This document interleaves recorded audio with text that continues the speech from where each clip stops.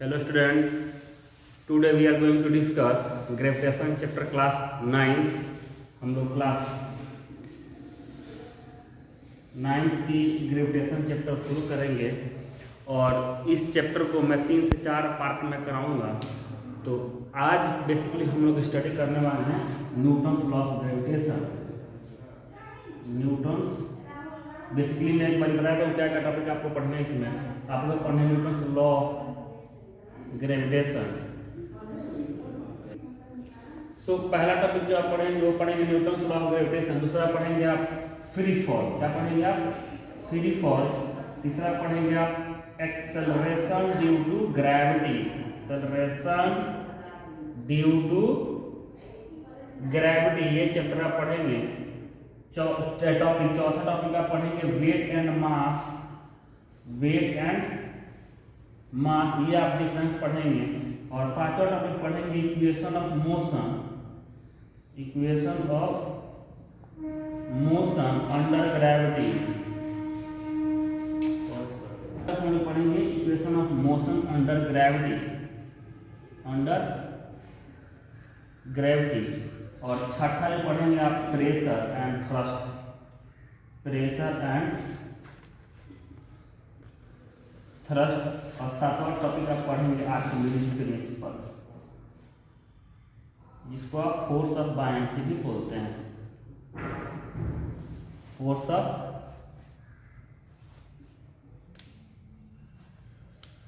तो gravitation chapter में इतना टॉपिक पढ़ना है। अपना जो ग्रेविटेशन चैप्टर है बाबू क्लास 9th का, उसमें ये पढ़ना है। पहला टॉपिक है न्यूटन्स लॉ ऑफ ग्रेविटेशन, दूसरा टॉपिक है फ्री फॉल, तीसरा टॉपिक है एक्सेलरेशन ड्यू टू ग्रेविटी, चौथा टॉपिक है weight and mass, difference between weight and mass, पांचवा टॉपिक है equation of motion under gravity, छठा टॉपिक है आपका प्रेशर एंड थ्रस्ट एंड सातवां टॉपिक आर्किमिडीज प्रिंसिपल। तो मैं आपको एक एक टॉपिक अलग अलग कराऊंगा मैं, और ये पूरा टॉपिक जो है, पूरा चैप्टर जो है 3 से 4 वीडियो में करा दूंगा।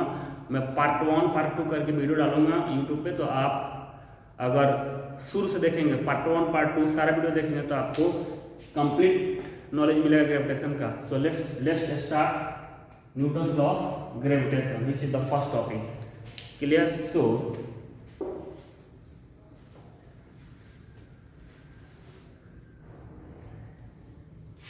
न्यूटन्स लॉ ऑफ ग्रेविटेशन आज डिस्कस करेंगे अपन। तो Newton's law of gravitation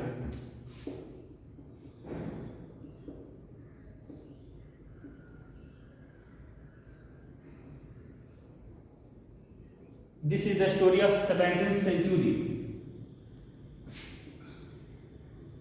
1600 to 1700 के बीच में न्यूटन साहब, एक स्टोरी है जो आपको बताना चाहता हूं मैं। न्यूटन जो थे 16th century to 17th century के बीच में, आई थिंक 1637 या 35 के अराउंड, न्यूटन साहब जो है कैम्ब्रिज यूनिवर्सिटी में, कैम्ब्रिज यूनिवर्सिटी का एक कॉलेज है Trinity college, Trinity college. Newton साहब इसके दौरान यानी कि 1600 टू 1700 के बीच में कैम्ब्रिज यूनिवर्सिटी का एक कॉलेज हुआ करता था जिसको आप ट्रिनिटी कॉलेज बोलते हैं। इसमें वो स्टडी कर रहे थे न्यूटन साहब। तो उसी टाइम पे इंग्लैंड में प्लेग आया हुआ था। उसी टाइम में इंग्लैंड में प्लेग आया हुआ था, उसमें बहुत सारा डेथ हुए थे, बहुत लोग परेशान थे। तो उसी टाइम पे जैसे कि लॉकडाउन होता है या कोरोना वायरस से तो हम बाहर और रह रहे हैं, तो क्यों कैसे ही स्कूल कॉलेज बंद हो जाता है और हम अपने घर आ गए कोरोना की वजह से। वैसे ही जब प्लेग की महामारी आई, प्लेग पेंडेमिक आई इंग्लैंड में, तो उस टाइम पे न्यूटन साहब जो है यूनिवर्सिटी छोड़ के, कॉलेज छोड़ के वो अपने घर चले गए।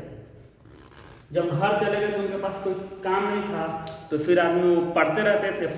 तो उन्होंने उसी दौरान यानी कि प्लेग टाइम पे घर गए थे। हम लोग घर जाते हैं तो खेलते हैं, टाइम पास करते हैं, लेकिन न्यूटन साहब जब कैम्ब्रिज यूनिवर्सिटी से प्लेग के दौरान घर गए, तो उसी समय प्लेग के दौरान जितना देर घर पे रहे उस टाइम को उन्होंने 3 चीजें खोजी। एक तो उन्होंने ग्रेविटेशन पे काम किया उसी टाइम, ग्रेविटेशन पे काम किया उसी छुट्टी में, जिस छुट्टी में प्लेग आया हुआ था और उखड़ गए थे। ग्रेविटेशन पे काम किया, उसके बाद उन्होंने ऑप्टिक्स पे काम किया था।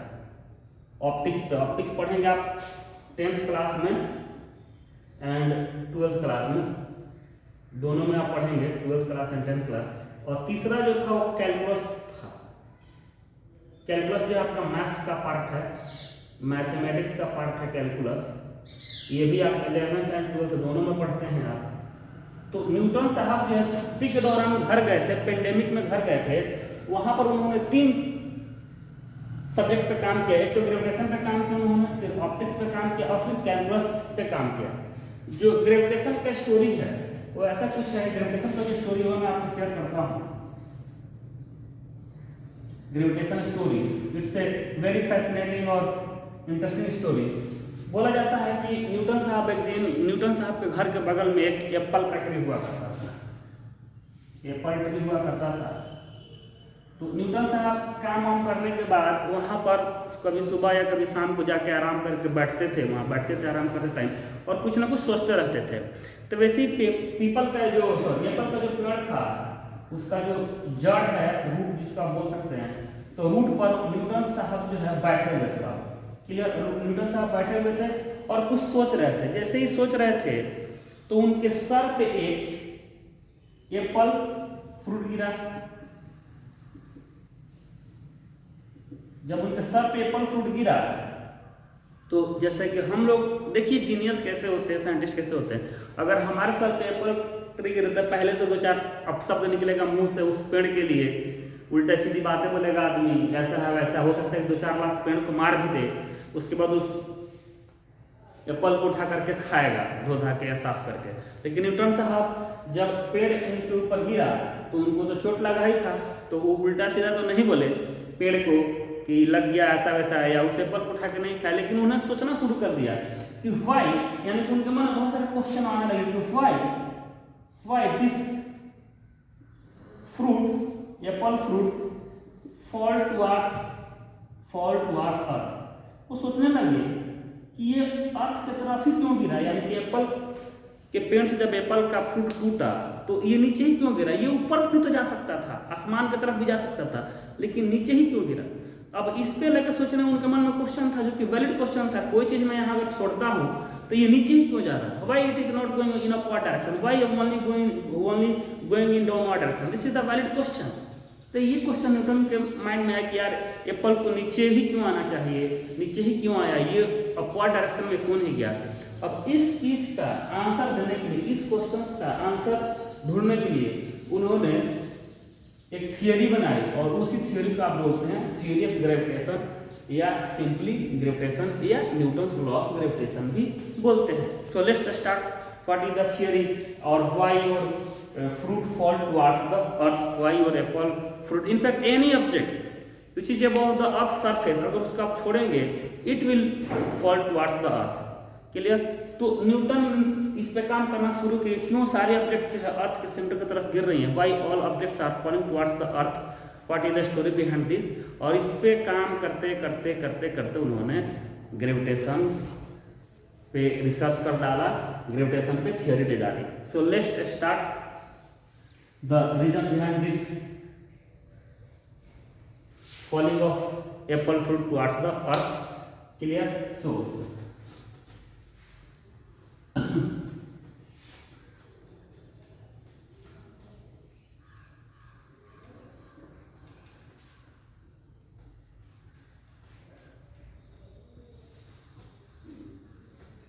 तो न्यूटन साहब का कहना ये था, न्यूटन साहब ने देखे कि यार,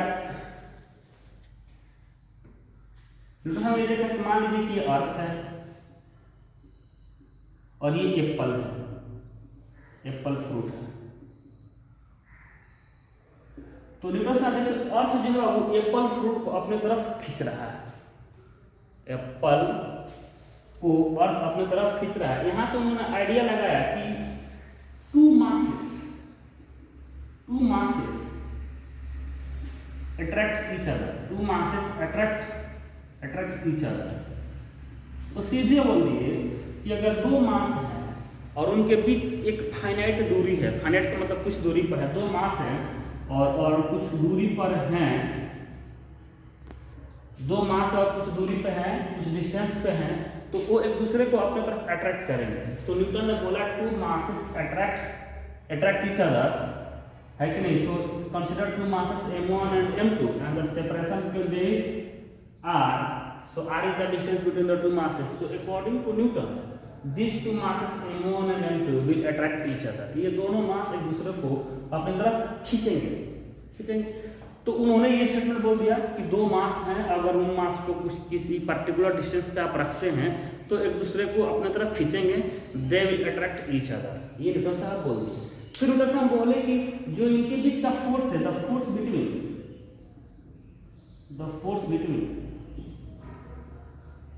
to masses will depends upon two factor. Newton साहब का बोलना यह था कि दो मास हैं और उनको एक डिस्टेंस पर रखा जाए, then the two mass will attract each other. Attract तो करेंगे, जो कि पहला स्टेटमेंट है ये वाला, the two mass will attract each other. फिर क्या बोलते हैं कि जो फोर्स, अट्रैक्ट का मतलब फोर्स लग रहा है, तो उन मास के बीच का जो फोर्स लगेगा वो डिपेंड करेगा किस पे? दो चीज पे डिपेंड करेगा। पहला चीज product of the two masses,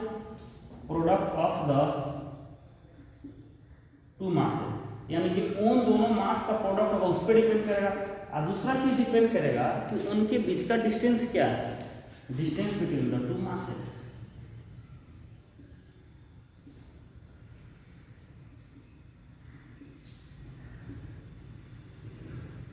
यानी इन दो मास के बीच का जो फोर्स है, वो डिपेंड करेगा इन दोनों का प्रोडक्ट कितना है उस पे, और इनके बीच का डिस्टेंस कितना है उस पे। तो सिंपली न्यूटन का स्टेटमेंट ये था कि the two mass will attract each other and the force between the two mass will depends upon the product of the two masses and also separation between the two masses. तो अब law यहाँ से कैसे बनेगा वो देख लेते हैं। यानी कि डिपेंडेंस किस टाइप का था कि मास बढ़ाएंगे तो फोर्स बढ़ेगा कि घटेगा, अगर उनके बीच का सेपरेशन बढ़ाएंगे तो फोर्स घटेगा कि बढ़ेगा, वो देखते हैं।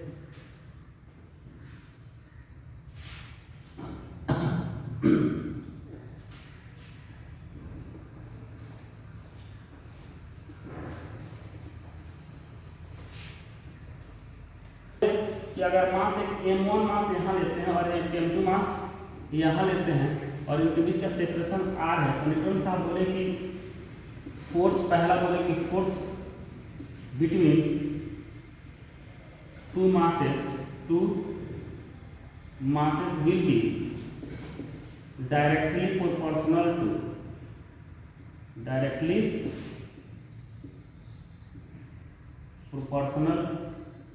To the product of masses and inversely proportional to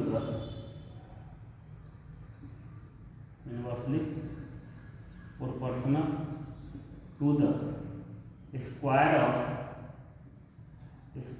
of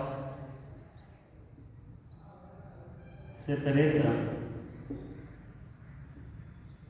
between the two masses। यानी न्यूटन साहब का कहना यह था कि दो मास हैं तो इनके बीच का जो फोर्स होगा वो क्या होगा, directly proportional to product of masses. यानी कि दोनों का प्रोडक्ट जितना ज्यादा होगा उतना ज्यादा फोर्स लगेगा, and inversely proportional to the square of separation between the two masses. यानी कि इन दोनों का प्रोडक्ट जितना ज्यादा होगा, दोनों मास का प्रोडक्ट जितना ज्यादा होगा उतना ही ज्यादा फोर्स होगा, लेकिन जितना ज्यादा सेपरेशन होगा उतना ही कम फोर्स होगा। तो यहाँ से कंबाइन करने से क्या होगा, F is directly proportional to m1 m2 by r square. तो यहाँ से क्या होगा, F is directly proportional to m1 m2 by r square. इसको आप लिख सकते हैं F is equal to some constant g m1 m2 by r square. Clear? g is a constant, and it is called the universal gravitational constant, universal gravitational constant, and the value of this constant is 6.67 into 10 to the power minus 11. So Newton से आप बोले कि अगर दो मास है और दो मास के बीच का सेपरेशन r है और उनका मास m1 और m2 है, तो वो एक दूसरे को अपने तरफ खींचेंगे और उनके बीच का जो फोर्स लगेगा वही होगा F = G(m1m2)/r²। क्लियर बाबू? सो ये रहा आपका न्यूटन्स लॉ ऑफ ग्रेविटेशन। उन्होंने बोला कि एक कांस्टेंट है जिसको आप बोलते हैं यूनिवर्सल कांस्टेंट, और यूनिवर्सल ग्रेविटेशन कांस्टेंट इसकी वैल्यू होती है 6.67 ×10⁻11। So this is the Newton's law of gravitation. Clear? So इस चीज को आप देखें, समझें, और कोई भी डाउट हो तो please ask in the comment section, and also subscribe the channel and like and share the video. And कल सेकेंड पार्ट में हम फ्री फॉल और न्यूटन्स लॉ ऑफ ग्रेविटेशन में कुछ एग्जांपल्स कराने वाले हैं। सो बाय, टेक केयर।